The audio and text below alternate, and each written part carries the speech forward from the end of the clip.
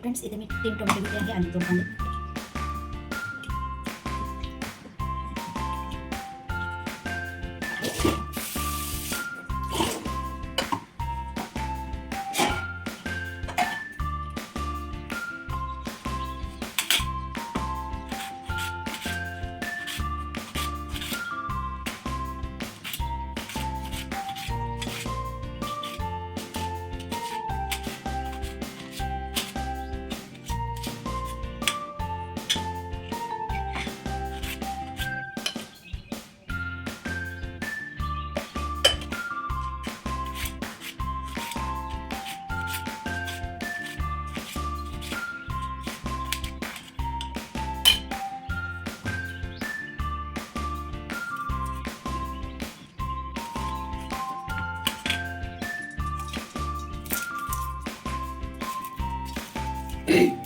तर फ्रेंड्स कांदा करण्याची एक ट्रिक आहे. तर वरचं पूर्ण कवर काढून टाकायचं, जेणेकरून आपल्याला कांदा एकदम लवकर शिजता येतो. तर मी अशी कांदा टाकते.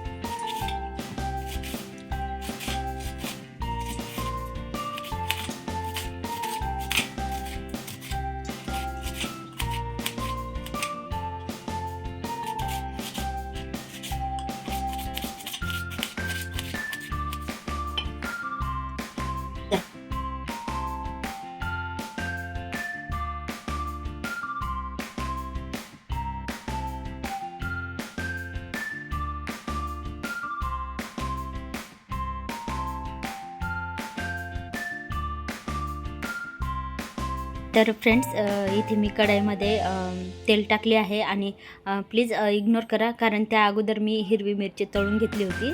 तळायची हिरवी मिरची, त्यामध्ये परत तेल टाकले आणि मोहरी टाकले आणि आता मी थोडेसे जिरे टाकले.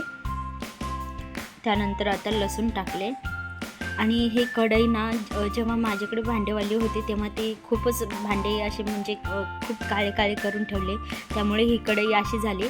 ती लवकर म्हणजे आता निघत नाही आहे, तर त्याला वेळ लागेल फ्रेंड्स. तर मी इथे तर फ्रेंड्स ही कढई थोडंसं घासून अजून म्हणजे लाईनवर यायला तिला थोडासा वेळ लागेल. तर मी इथे कांदा टाकून घेतले, त्यानंतर कढीपत्ता टाकून घेतले आणि जोपर्यंत थोडं लालसर होणार नाही कांदा तोपर्यंत आपल्याला परतून घ्यायचं आहे. त्यानंतर थोडंसं मीठ टाकून घ्यायचं आहे, जेणेकरून लवकर कांदा परतून जाईल. तर मी इथे मीठ टाकून घेतले, जेणेकरून आता कांदा लवकर परततो. इथे मी कांदा लसूण मसाला आणि लाल तिखट टाकले, लाल मिरची, त्यानंतर हळद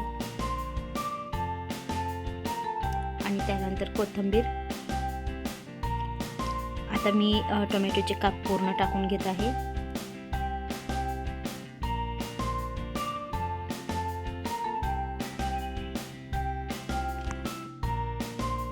तर फ्रेंड्स हे 4 ते 5 मिनिट आता आपण वाफून घ्यायचे आहे.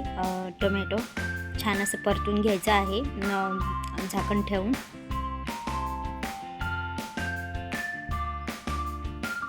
तर मी हे टोमॅटोची चटणी माझ्या मुलीला खूप टिफिनमध्ये आवडते, तर मी तिला स्कूलला देण्यासाठी बनवले. आता मी इथे शेंगदाण्याचं कूट टाकून घेतले आहे.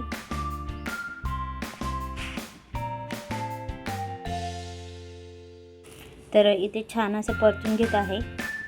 आणि ह्या टोमॅटोच्या चटणीमध्ये जेव्हा आपण बनवतो ना, कोणी पाणी टाकते आणि कोणी असं म्हणजे कोरडंच करते. तर मी ही कोरडी करते आहे, कारण माझ्या मुलीला अजिबात आवडत नाही पाणी टाकलेली टोमॅटोची चटणी. तर ती टोमॅटोची भाजी होती आणि ही चटणी होती. तर अशा प्रकारे मी इथे आता कोथिंबीर टाकून घेतली आहे. आणि ही अशी भाजीची जेव्हा मी मुलीला टिफिनमध्ये देते ना, तिला खूप आवडते. ती 1 ते 1.5 पोळी पूर्ण फिनिश करून येते आणि अर्धी पोळी घरी खाऊन जाते.